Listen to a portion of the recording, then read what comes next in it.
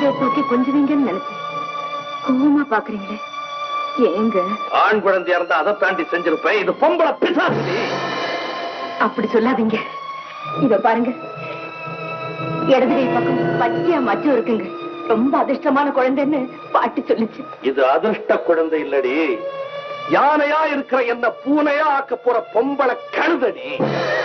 நிகரில் நெஞ்ச நிமித்தி ஆகாயத்தை பார்த்தபடி ஆணவத்தோட நடக்கிற இந்த சுந்தரம் நாளைக்கு கூலி குறுகி பூமியை பார்த்து நடக்க போறான்னா அது காரணம் இந்த பொட்ட பிள்ளைதாண்டி.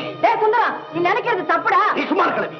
அப்பனோட வாழ்க்கையை குப்பமேடாக்குறது பொண்ணுதாங்கிற உண்மையை இப்பதான் கண்ணால பார்த்து வர்றேன். ஏதோ ஒரு குடும்பத்துல அப்படி நடந்துச்சுங்கிறதுக்காக பெண் குழந்தைங்க பிறக்கிற வீடெல்லாம் குப்பமேடா போயிடுன்னு சொன்னா எப்படிங்க? பெண் பிறந்ததுக்கு அப்புறம் எத்தனையோ குடும்பம் நல்ல நிலைமைக்கு வந்திருக்கிறத இந்த ஊர்ல நான் உங்களுக்கு காட்டுவேன்.